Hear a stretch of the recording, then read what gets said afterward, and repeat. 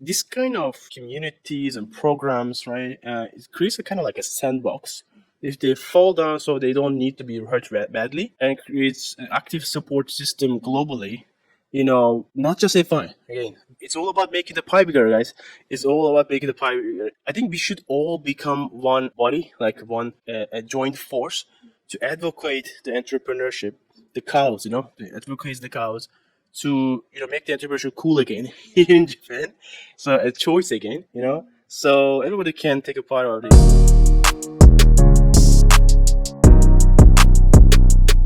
Okay, let's get started. Right, perfect. Yeah, so nice. Yeah. Hi, so Erdinç, thank you so much for being here. Here is a Tokyo Innovation Base, Yurakcho Station. Have you ever been to here? Many times, yeah. I see. Yeah, Tokyo has many like a co-working space and also event space for startup and also the business. Yeah, Erdinç, please introduce yourself. What do you do in Tokyo? All right. So my name is Erdinç. So I'm originally from Turkey, Istanbul. Born and raised in Istanbul, and came to Japan like 6 years ago. I'm best identified as an entrepreneur, but also I'm running accelerator programs here in Japan called Founder Institute. I brought the Founder Institute in 2022, just 3 years ago, and then we quickly expanded to Korea and recently Taiwan. And also, I'm trying to launch my own VC, which is I'm aspiring to become an investor, right? So it's also in the process of doing that. My company is open for code. It's a partnership development platform, and Founder Institute is a pre-seed stage, early stage as possible accelerator program. Core Capital is a GTM focused bootcamp and a VC that supports startups GTM activities to go global, born global. Erdinç, I have tons of questions. So first, when did you join Founders Institute? It was from Silicon Valley, correct? Correct, yes. It's Founder Institute is born in Palo Alto, Bay Area, 2009, and then in 2022, I brought them to here by utilizing my own personal network. Basically, currently we have around 200 mentors. Brought the fight to here without any external support, and I also have to mention actually how the Founder Institute systems work. They work with the partnerships. I have a question. Oh, yeah. So our audience are like beginner founders, so they really love to hear your story. So partnership means, for example, the real definition of partnerships is like two companies come together, or could individuals also can come together and create something more than two marginal outcome they create together. So, but in our way of definition of partnerships, actually most like collaborations. So it's much more lighter definition. When you say that partnerships, it reminds people that like joint venture, like serious type of partnership. Should I bring my lawyer? That sort of partnerships. But our definition here is like contractual partnerships that you build something and that can grow. So as a Founders Institute organization, you guys need to be partner with kind of Japanese big companies, correct? No, we didn't need to do that. Okay. No. So Founder Institute partnered with us. First individually with us, and after that, as an institution, partner with us, with me and Yuli individually to run programs here. This is how it works. So FI finds and choose local partners who is self-sufficient and they have some sort of success already. Doesn't have to be regionally. So they don't provide any, and it's not a salary, it's not a job, technically. They offer a partnership, so you become a partner. It's not a mentorship. Mentorship is something that is on the side that you do.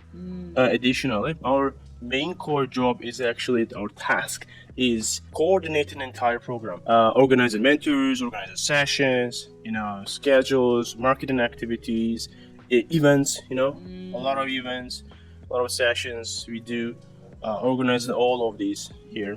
So I have to mention that this is not paid for us, right? So it's not a salary job. So they have to find someone who has real motivation already in place, So they don't even need to have any local partner or government support to brought here, or both monetary or any other support actually.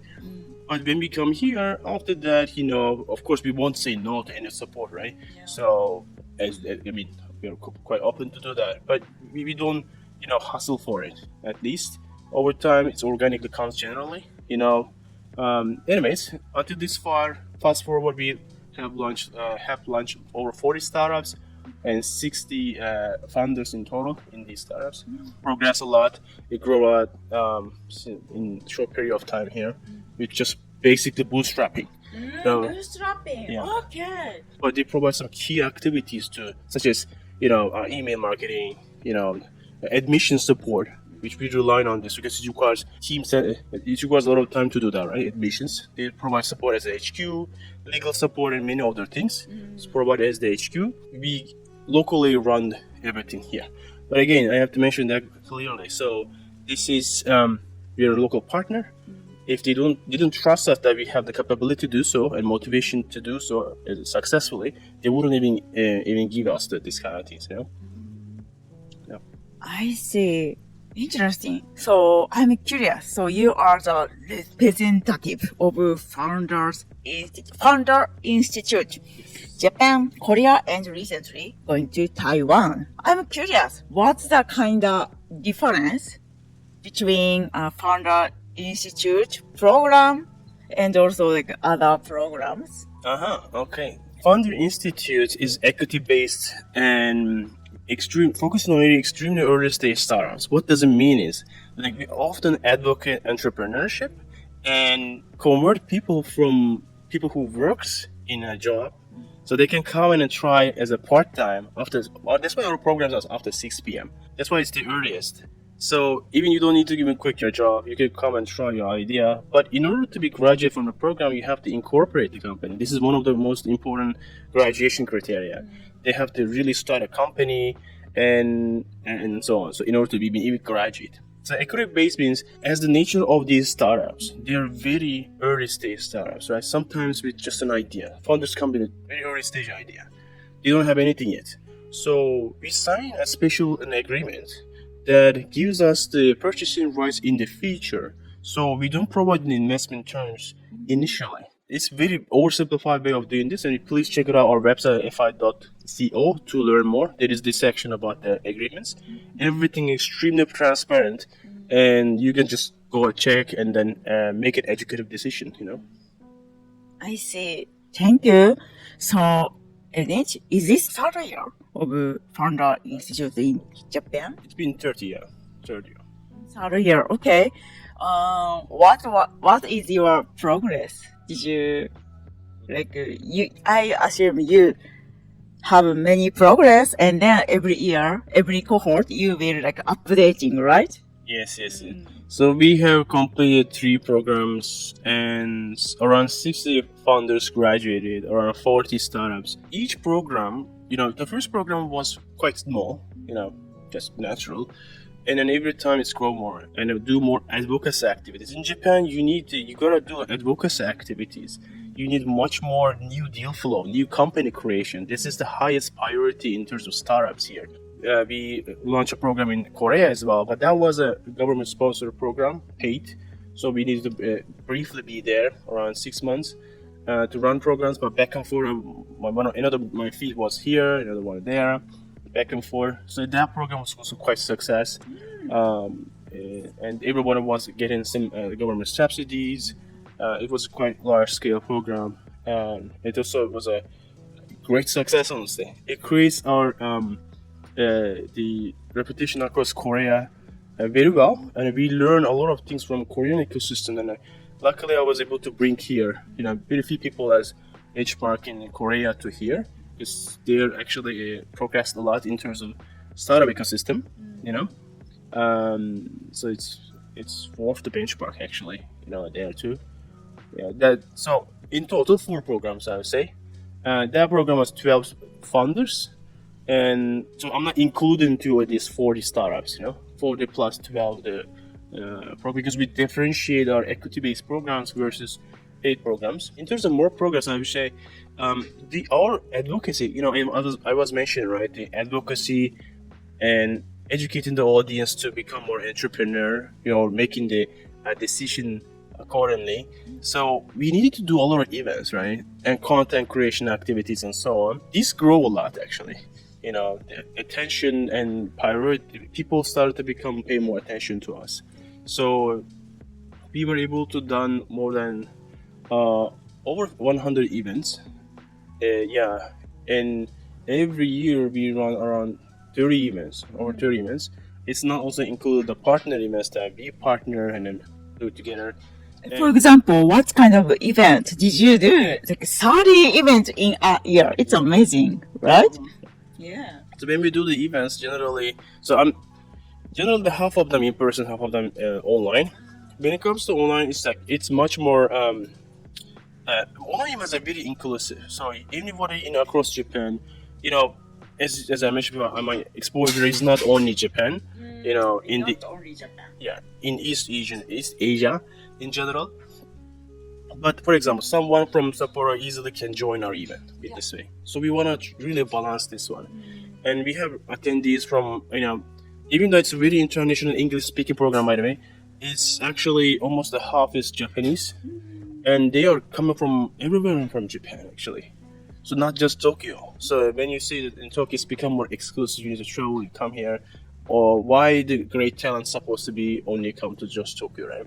And they might want to keep their job at the same. They want to have a safe transition. So that's why it's a very best suit for the extremely early stage startups. So we can convert them into real companies if they can graduate, of course, in the program. In-person events tends to get more people to attend because networking and stuff like that. Online events tends to be more informative. But we do also networking after that with the breakout rooms. But sometimes over 200 people joins in some rare occasions. I see. That kind of events are generally like bigger occasions. Yeah, I'm so curious about your activity and Founder Institute, Japan, Korea, Taiwan. So, what can I say? Do you have any pain points currently? For example, challenges. I could help you, or our audience could help you, right? Would love to be open for collaborations. So the challenges are, first off, being a foreigner. Number one challenge. But luckily, as I guess one of the part of the the nature of the immigrants that they tend to be resilient and a fighter. So we brought these qualities here in Japan as well, and so we overcome this one easily. Actually, it wasn't a big issue. I actually able to even find customers without even coming to Japan in my own company, startup company in Japan. So it's not like you need to learn the language, you need to find local partners and stuff. If you can really tap into the real pain problem, you can find customers and enter the market. Anyways, so the biggest challenge is being a foreigner, but we overcome it, right? But how we overcome is again the partnerships. That's why this Open for Co emerged over time, right? So we offer simple bite-sized collaborations to the people, so we can develop relationship. So do an event together, let's create a content together, and then let's achieve some challenge together. So this much makes more community feeling. So rather than just a chat channel as a community, we don't call it that a community. So we create something together, rapidly pace. Another challenge is obviously Japanese language. But luckily Yuri is able to speak Japanese very fluently, almost native. My Japanese is like a bit conversational, but not that good, honestly. I couldn't have time to work because I'm an entrepreneur. I work almost 16 hours a day, often actually. What else? So are you looking for to the person who can work with you as a content creator or kind of creating a program? Do you want to hire someone? in Japan. And we often have like, mentors. So I have to mention mentors. So mentors are the great supporters in our program. Are you looking for to hire just specific people so that maybe like the audience could apply you? I mean, why not? We can get, you evaluate the incoming inquiries to have a look. But I'm not actively hiring, honestly. So in Japan, because we often, the collaborations and partnerships works very well for us. So now you are looking for a volunteer people to support Founder Institute Japan, Korea, Taiwan, correct? I mean, they can just passively join our events and maybe support that kind of things unofficially, but we actually don't see it. What we really need is the support from the more mentors, more support from the institutions, corporates, that sort of things, if possible. But in order to really scale the program, we have, maybe I should mention that. So my own company provide a lot of resources to this. We have 10 full-timers at Open Group. They are mostly from Southeast Asia. Behind the scenes that everything you guys see, like I say, marketing, contents, everything done by them. So, and they're Southeast Asian, never been in Japan, but they're able to resonate with, especially it's not just a foreign program. There's half Japanese, half there. So Japanese people who has an international direction, international mindset, so they chance to join us, half of them. So everything is actually done by our team at the Open Focus. So again, the partnership is important because it's a win-win relationship. So our company grows, we gain more customers, partners, clients, prospects. Now my career shifts into more like, I was a consultant, but now advisor on partnerships and then ecosystem building, public speaking, advisor to all the corporates to scale up to governments and across the world. And now it's everything like win-win relationship, right? So it was more makes sense to utilize my resources, even though we are a bootstrap company at Open Focus. So it's kind of exchange. So if I would hire, probably I would hire as Open Focus. But if we are looking for more mentors, mentors are not, obviously not, teams, but they provide a lot of crucial support. They give the sessions by mentors. Every session, every program we have around 40 mentors attends, active attending. They give office hours, one-on-ones. They give the sessions, lectures, they pitch feedbacks. Feedback is extremely important in a sterile environment for the direct feedbacks to the startups as early as possible. Yeah. We create that kind of environment extremely conveniently. They just can hop on a Zoom call, have a really good, high quality feedback for their startup. Yeah, so we're looking for more mentors, I would say. Okay, so if in our audience, there are some entrepreneurial experience and senior level people who want to be a mentor for Erdinç organization founder institute, please reach out to his LinkedIn. Yeah. Okay. Yeah. So lastly, let's talk about your milestone in 2025, Erdinç. All right. So in 2025, what I want to achieve is, okay. There are a lot of things already scheduled, like events, conferences that we are running or partnering or I'm speaking and so on. But my biggest dream here is creating the advocacy and awareness around entrepreneurship in Japan, because we are talking in Japan context here because we are in Tokyo right now. Way more growth and awareness of entrepreneurship. Entrepreneurship is actually a good career choice, but a bit risky. I mean, that's nature, right? So risk and rewards. This kind of communities and programs, right? It creates a kind of like a sandbox. If they fall down, so they don't need to be hurt badly, and creates an active support system globally. We have programs in across 200 cities in the world, 100 countries, 8,000 portfolio, and 25,000 mentors. Some of the world's most elite people in the world that you probably know have ever give us mentoring. You can just go check it out on our website. And some of the world's most the media class investors have ever invested to our portfolio. So we have enough case studies. Now, why not we can be succeed here as an pre-seed or earliest stage accelerator program here. So that's my dream, to make not just FI again. It's all about making the pie bigger, guys. It's all about making the pie bigger. So, we often collaborate with other accelerators and VCs as well. But these kind of things are, of course, like collaboration, soft collaboration things. And I think we should all become one body, like one a joint force to advocate the entrepreneurship, the cause, to advocate the cause, to make the entrepreneurship cool again here in Japan. So a choice again, so everybody can take a part of this. It's perfect online. We generally tends to provide a deal funnel to deal flow to other programs and accelerators, both as mentors, recent mentors, and then startups as well. So why not make it bigger? So I would love to make it bigger. And then Co-Capital is coming soon, which will be incorporated, I guess, soon. So going to base out of US, but that is also important. Like GTM is one of the things that are lacking.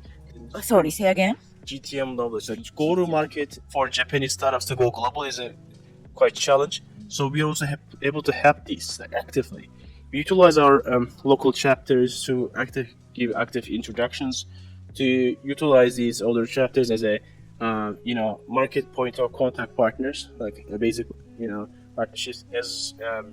So it's very important that we are here as a global program and effectively and properly localized at the same time in English, so they can easily utilize this program to really enter across the world with our own our programs across the world. So they can utilize these kind of programs actually. So we can help them, and Co-Capital people supporting in different angles on GTM activities, additional programs, and so on partnerships and collaboration, sales, go-to-market activities, and so on. Thank you. And now, as a potential founder, we can apply for your next cohort, correct? Oh, yes. So, please tell us, deadline is when? So the next program is going to be a joint program with these regions, Japan, Korea, and Taiwan. It's going to be a joint program and locally recruiting the mentors and startups with local activities. And it will be the deadline of the program of 2025 is March 23rd. The program starting date is May 12th. All right, please go ahead and then check our website fi.co to learn more. And if you have any questions, you can connect with me on LinkedIn. Yeah, we also have, because in Japan Facebook is pretty common too. You can also follow us there. You can ask questions there. You can add us there too. It's okay.